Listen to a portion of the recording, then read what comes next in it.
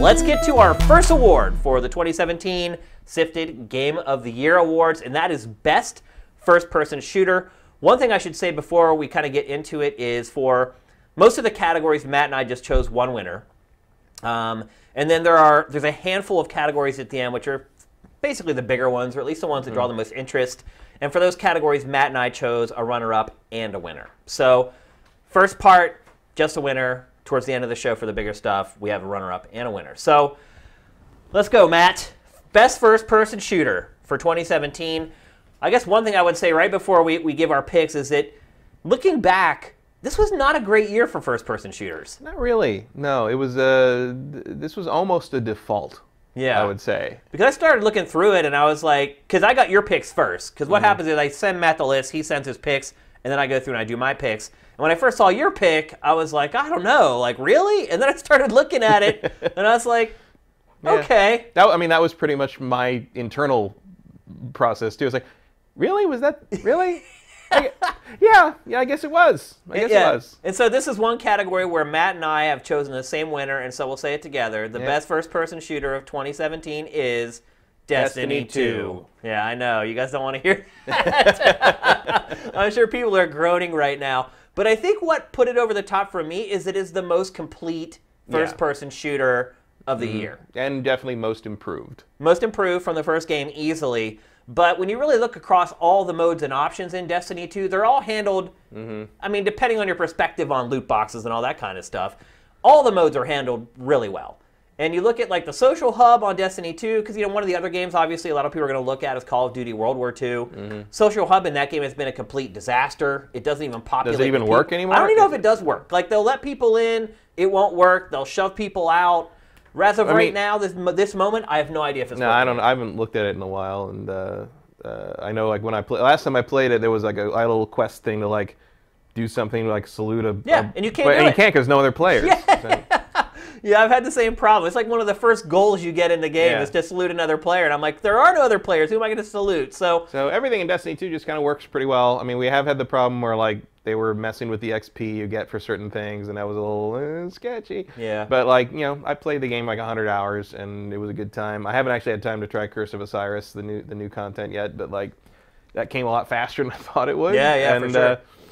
I'm not a fan of how they've been kind of blocking content you used to have out unless you get the expansion and all that stuff, but like they're learning on the fly. Yeah, they'll get there. They probably shouldn't be learning on the fly at this point, but they are. Yeah, there's been I mean, this has kind of been the year also of like, really, you needed someone to tell you that was a bad idea? Yeah. Like for not publishers. just for Bungie, but no, for like in general, of kind of the game industry's publishers seem to be like, oh, you thought you'd get away with that, huh? I think that's really what it's come down to is they really thought they were going to get away with it. Yeah. I mean, they knew that what they were doing was something that might generate some controversy. And no one is seeing this stuff and then saying, oh, maybe we should rethink Patreon. Yeah. Anyone? Yeah. Huh? Like, because he did the same damn thing. Yeah, speaking of which, last week Patreon decided it was going to pass the fees along to the patrons, whereas before we were paying those fees. People freaked out. We lost a ton of patrons on our Patreon.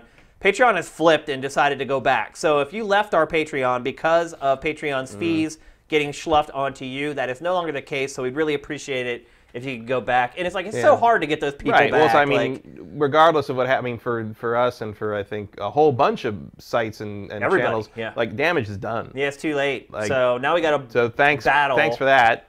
And at least they went back. So I mean, a lot of these companies have gone back, but it's like, how did that happen in the first place? It's terrible.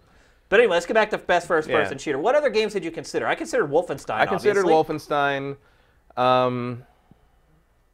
I considered Wolfenstein. That was like, was there anything? I mean, I said, it wasn't a great year for first-person shooters. Like, I wouldn't call Prey a first-person shooter, really. It's more of an adventure or RPG-ish sort of thing. And like,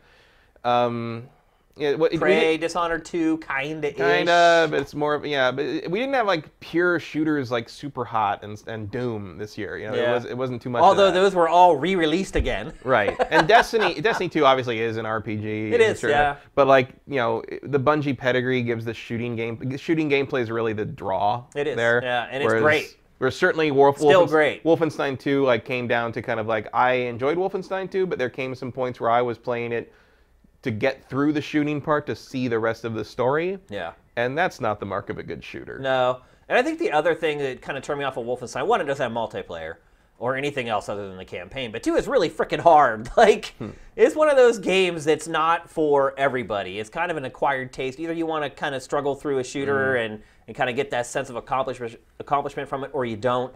And I just think Destiny is probably the game that's the most accessible to the most amount of people. It was improved in so many ways. The campaign's so much better. I enjoyed it. Made the world a more interesting place. I remembered some of the characters' names for the first time in 2 games. I enjoyed the Crucible way more this time. I played it way longer than I did with the first game. It's constantly throwing stuff at you in the open world to do, and it was a more complete game. It felt more like what was in my head when they said they were going to make this, kind of massively multiplayer style shooter from the guys who made Halo. Like it felt like they finally delivered on what that was. Yeah, I mean, in some ways, I do feel like this award this year is kind of like a lesser of the evils. Yeah, it's not. Maybe it's not best first-person shooter so much as like least bad first-person shooter, but like least annoying first-person shooter. But like I had a really good time playing it, and. Yeah, I don't regret buying it. I don't regret putting all the time I put into it, and I feel like it's just going to keep getting better as Bungie learns what not to do. Yeah, so when I inevitably have these conversations with other journalists where like, so what was your Game of the Year picks for 2017? This is not going to be one of them that I bring up right away. Again, it was kind of a lesser of all the evils. Not that it was a bad game or anything. I think there's still some level of disappointment with Destiny 2 for most people. But when you really look at 2017, it was not a great year for the genre. So and there's a lot of good stuff in there, just like non-shooter content-wise, and like we don't have a voice acting category, but the woman who played Failsafe would be on my short list for that because I love. A lot of people hate Failsafe, but Failsafe is one of the great characters of the year, I think. Yep. So there you go. Destiny 2, first-person shooter of the year for 2017 from SIFTD.